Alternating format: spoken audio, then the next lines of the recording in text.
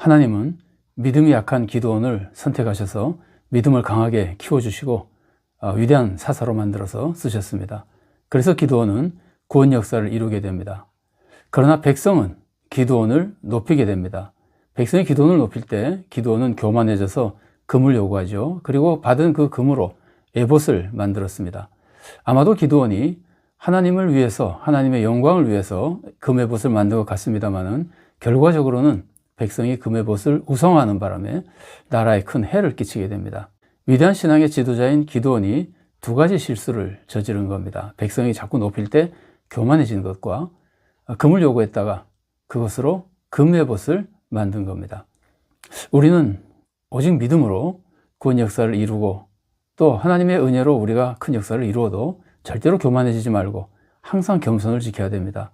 그리고 또한 바른 믿음으로 우상숭배에 빠지지 말고 우상숭배의 위험을 다 피하고 교회와 세상에 덕을 끼치는 성도가 되어야 되겠습니다. 오늘은 기드온의 아들 아비멜렉에 대해서 살펴보겠습니다. 아비멜렉은 기드온과 세겜 여인의 아들입니다. 기드온은 아들이 70명 혹은 72명 있었습니다. 만일 기드온의 아들이 70명이라는 표현이 그냥 포괄적인 표현이라면 70명이라고 그냥 표현할 수 있습니다. 70명을 죽였다고 해도 나머지 아비멜렉과 요담이 살아있다고 해도 전체를 그냥 70명이라고 표현한다고 하면은 기드온의 아들이 70명이라고 말할 수도 있고, 이 70명이라는 표현이 정확한 숫자를 의미하는 거라면은 70명은 죽였고 아비멜렉이 살아있고 요담이 살아있으니까 72명이라고도 볼 수 있는 겁니다. 우리가 만일 이것을 정확한 표현을 쓴 것이라고 하면은 72명이라고 생각할 수 있습니다. 자, 기드온이 죽은 후에 이스라엘 백성은 하나님을 떠나 바알을 숭배합니다. 또 이스라엘 백성은 기드온의 가문을 후대하지도 않았습니다. 기드온의 생전에는 기드온의 은혜를 깊이 깨닫고 기드온을 크게 높이고 그래서 기드온을 왕으로 삼고 기드온의 아들과 기드온의 손자까지도 왕으로 삼으려고 했었지만 기드온이 죽은 후에는 많이 변한 겁니다. 사사기 8장 33절과 35절 말씀을 제가 봉독해 드리겠습니다. 기드온이 이미 죽음에 이스라엘 자손이 돌아서서 바알들을 따라가 음행하였으며 또 바알브릿을 자기들의 신으로 삼고 또 여룻바알이라 하는 기드온이 이스라엘에 베푼 모든 은혜를 따라 그의 집을 후대하지도 아니하였더라. 이런 게 사람의 모습입니다. 고마워하다가도 대단히 높이다가도 순식간에 뒤돌아서는 게 사람의 모습입니다. 예수님도 사람들의 이런 모습을 아셨습니다. 그래서 예수님은 사람을 의지하지 않으셨습니다. 요한복음 2장 24절 말씀입니다. 예수는 그의 몸을 그들에게 의탁하지 아니하셨으니 이는 친히 모든 사람을 아심이요. 자, 기드온은 부자였던 것 같습니다. 왜냐하면 많은 처첩이 있었고 아들만도 72명이나 있었잖아요. 또 기드온은 백성의 존중을 많이 받은 것 같습니다. 그래서 부자인 것 외에도 기드온의 아들들이 어느 정도의 권력을 잡는 모습이 있습니다. 기드온의 아들들이 권력 잡는 모습이 나타나는 것을 볼 때 기드온은 백성들로부터 제법 존중을 받은 것 같습니다. 물론 백성이 기드온이 살아있을 때만큼 후손들을 존중하지는 않았지만 기드온을 존중하고 기드온 죽은 후에는 기드온 가문을 그만큼 존중하지 않았지만 그래도 존중하는 것이 좀 남아있었던 것으로 보입니다. 사사기 9장 2절 말씀입니다. 청하노니 너희는 세겜의 모든 사람들의 귀에 말하라. 여룻바알의 아들 70명이 다 너희를 다스림과 한 사람이 너희를 다스림이 어느 것이 너에게 나으냐. 또 나는 너희와 고륙임을 기억하라 하니. 기드온이 죽은 후에 기드온의 아들들이 다스릴 것을 마치 당연시하는 듯한 이런 표현이 나오잖아요. 그러니까 기드온이 죽은 후에 이스라엘 백성이 또 세겜 사람들이 기드온의 가문을 이전만큼 존중한 것은 아닙니다. 그러면서도 어느 정도는 존중하는 모습이 있었다고 볼 수 있습니다. 후대하지 않으면서도 존중하는 모습이 좀 있었다고 볼 수 있습니다. 자, 이런 상황을 이용해서 아비멜렉이 권력을 잡습니다. 아비멜렉은 세겜과 혈연 관계에 있습니다. 아버지는 기드온이지만 아비멜렉의 어머니는 세겜 여인이거든요. 그래서 아비멜렉이 자기 친족에게 가서 세겜 사람들에게 가서 기드온 아들 70명이 다스리는 것과 나 혼자 다스리는 것 중 어느 게 나은지 물어보는 겁니다. 그러면서 자기가 세겜 사람의 친족인 것을 강조합니다. 그러니까 세겜 사람들은 아비멜렉을 권력자로 세우려고 마음을 먹게 됩니다. 그래서 세겜 사람들이 아비멜렉에게 돈을 주고 아비멜렉은 천박한 사람들, 경박한 사람들을 모아서 세력을 이루게 됩니다. 그리고 결국 아비멜렉과 세겜 사람들이 힘을 모아서 기드온의 70명의 아들을 모두 죽입니다. 이때 막내 아들 요담은 숨어서 살아남게 됩니다. 세겜 사람들이 아비멜렉을 왕으로 삼습니다. 실제로 이스라엘의 초대 왕은 사울이죠. 아비멜렉이 왕이 됐다고 하는 것은 하나님이 세워서 왕이 된 것도 아니고 이스라엘 전체 왕이 된 것도 아니고 아마도 세겜 사람들을 중심으로 한 일부 이스라엘 백성의 왕 노릇을 한 것으로 보입니다. 자, 기드온은 자신과 아들과 손자가 왕 되는 것을 거부했던 사람입니다. 그런데 기드온의 아들 아비멜렉이 왕이 되는 겁니다. 이것은 아비멜렉의 아주 잘못된 모습이죠. 아버지의 뜻을 거부한 모습입니다.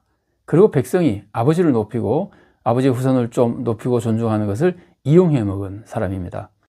이것은 백성이 기드온을 높인 것이 화근이 되어서 이런 일이 일어나게 되는 겁니다. 기드온과 백성 모두 다 인간을 왕으로 삼지 말아야 됩니다. 기드온은 원래 그러려고 그랬고 그 후에 백성들이 인간을 왕으로 삼지 말아야 됩니다. 기드온은 여호와 하나님께서 왕으로 다스리신다고 가르쳐 주셨습니다. 그러나 이스라엘 백성 사이에는 인간을 왕으로 삼으려는 분위기가 있었던 것 같습니다. 기드온을 왕으로 삼으려고 그랬었잖아요. 그러니까 그런 분위기가 아직도 좀 남아 있었던 것 같습니다. 그래서 결국 아비멜렉이 이런 것을 이용하고 이런 계략을 세워서 왕이 되는 겁니다. 이렇게 아비멜렉이 세겜 사람들과 함께 기드온의 70명의 아들을 죽였을 때 살아남은 요담이 우화를 말하면서 그들을 저주합니다. 요담의 우화는 이런 내용입니다. 나무들이 감람나무를 왕으로 삼으려고 했더니 감람나무가 거부했다는 겁니다. 사사기 9장 9절 말씀입니다. 감람나무가 그들에게 이르되 내게 있는 나의 기름은 하나님과 사람을 영화롭게 하나니 내가 어찌 그것을 버리고 가서 나무들 위에 우쭐대리오 한지라. 그래서 나무들은 무화과나무에게 왕으로 되라 그래도 무화과나무도 감람나무와 비슷한 이유로 거부하고 포도나무를 왕으로 삼으려고 했으나 역시 포도나무도 비슷한 이유로 거부합니다. 그래서 나무들이 가시나무에게 왕이 되어달라고 그러니까 가시나무는 권세를 부립니다. 사사기 9장 15절 말씀입니다. 가시나무가 나무들에게 이르되 만일 너희가 참으로 내게 기름을 부어 너희 위에 왕으로 삼겠거든 와서 내 그늘에 피하라. 그래야지 아니하면 불이 가시나무에서 나와서 레바논의 백향목을 사를 것이니라 하였느니라. 요담은 이 우화를 말한 후에 세겜 사람들과 아비멜렉이 서로 해칠 것이라고 저주를 내립니다. 아비멜렉이 왕이 된 지 3년 후에 하나님께서 악한 영을 보내셔서 세겜 사람들과 아비멜렉이 서로 치게 하십니다. 이것은 아비멜렉과 세겜 사람들의 범죄에 대한 하나님의 징계였습니다. 사사기 9장 23절과 24절 말씀입니다. 하나님이 아비멜렉과 세겜 사람들 사이에 악한 영을 보내심에 세겜 사람들이 아비멜렉을 배반하였으니 이는 여룹바알의 아들 70명에게 저지른 포악한 일을 갚되 그들을 죽여 피 흘린 죄를 그들의 형제 아비멜렉과 아비멜렉의 손을 도와 그 형제들을 죽이게 한 세겜 사람들에게로 돌아가게 하심이라. 세겜 사람들이 아비멜렉을 배반하자 에베스의 아들 가알이라는 사람이 세겜 사람들의 지지를 받습니다. 그래서 가알은 아비멜렉에게 반역을 일으킵니다. 사사기 9장 28절과 29절 말씀입니다. 에베스의 아들 가알이 이르되 아비멜렉은 누구며 세겜은 누구기에 우리가 아비멜렉을 섬기리요. 그가 여룹바알의 아들이 아니냐. 그의 신복은 스불이 아니냐. 차라리 세겜의 아버지 하몰의 후손을 섬길 것이라. 우리가 어찌 아비멜렉을 섬기리요. 이 백성이 내 수하에 있었더라면 내가 아비멜렉을 제거하였으리라 하고 아비멜렉에게 이르되 내 군대를 증원해서 나오라 하니라. 그러자 이제 세겜의 방백 스불이라는 사람이 가알에게 분노합니다. 그래서 아비멜렉에게 연락하고 아비멜렉이 쳐들어옵니다. 아비멜렉은 쳐들어와서 세겜을 점령합니다. 그러자 세겜 사람들은 망대로 도망을 갑니다. 그러자 아비멜렉이 불질러서 망대에 올라온 사람들을 다 죽여버립니다. 그리고 아비멜렉은 데베스를 공격합니다. 데베스 사람들도 성읍 망대로 도망갑니다. 아비멜렉이 이전처럼 망대 아래로 가서 불을 지르려고 할 때 여인이 맷돌 윗짝을 위에서 내려던져서 아비멜렉이 거기 맞아 결국 죽게 됩니다. 사사기 9장 52절과 53절 말씀입니다. 아비멜렉이 망대 앞에 이르러 공격하며 망대의 문에 가까이 나아가서 그것을 불사르려 하더니 한 여인이 맷돌 윗짝을 아비멜렉의 머리 위에 내려던져 그의 두개골을 깨뜨리니. 근데 이제 아비멜렉은 여인에게 맞아 죽었다는 게 싫어서 자기 무기 든 자에게 나를 죽이라 그래서 직접적인 원인은 무기 든 자가 쳐서 죽긴 하지만 사실 진짜 원인은 이 여인의 맷돌에 맞아서 죽은 사람이 되는 겁니다. 아비멜렉은 결국 여인에게 맞아 죽게 되는데 이것은 당대 사람들에게는 굉장히 수치스러운 일이었습니다. 자, 아비멜렉의 모습이 가르쳐주는 것들을 우리가 생각해 본다면 우선 백성의 타락을 우리가 살펴볼 수 있습니다. 기드온이 죽자 백성은 우상 숭배에 빠지게 됩니다.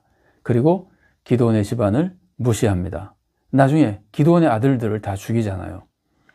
이렇게 타락한 백성 중에 세겜 사람들은 자기들의 욕심 때문에 자기들만의 이익을 위해서 자기의 혈족인 아비멜렉을 왕으로 삼잖아요. 아비멜렉에 동조하고 아비멜렉을 왕으로 삼기 위해서 기드온의 아들들을 죽여버립니다. 기드온의 아들들 중에서 이 사악한 아벨이 자기 권력욕 때문에 형제들을 죽이고 왕이 되는 겁니다. 이에 대해서 요담이 저주를 하죠. 그래서 하나님의 은혜 속에 요담은 살고 요담이 악한 자들을 저주했을 때 하나님이 응답해 주십니다. 그래서 아비멜렉과 세겜 사람들이 서로 싸우고 파멸됩니다. 이런 모습 속에서 우리는 하나님을 섬기지 않고 우상 숭배하는 것이 얼마나 큰 파멸로 이끌어 가는지, 또 자기 욕심을 위해서 자기 혈연 관계만 따지고 공정하게 하나님의 뜻을 따르지 않고 사람들을 세우고 직분을 주는 것이 얼마나 큰 불행을 자초하는 것인지, 또 자기 욕심을 위해서 형제들을 죽이고 자기 욕심을 추구하는 것이 얼마나 무서운 악인지, 이런 죄악에 대해서 하나님이 어떻게 징계하신지를 우리가 배울 수 있습니다. 이런 모습 속에서 우리는 절대적으로 하나님만 섬기고 결코 우상숭배에 빠지지 않고 우상숭배는 거부하고, 또 악한 방법으로 내 욕심을 채우려고 하지 않고, 또 내 욕심을 위해서 공정을 잃고 혈연관계나 어떤 연고를 따라서 하나님의 정의를 버리지도 말고 오직 겸손히 하나님만 섬기며 하나님의 은혜와 축복을 받아서 좋은 열매를 맺어가는 복된 성도로 살아갈 수 있기를 바랍니다.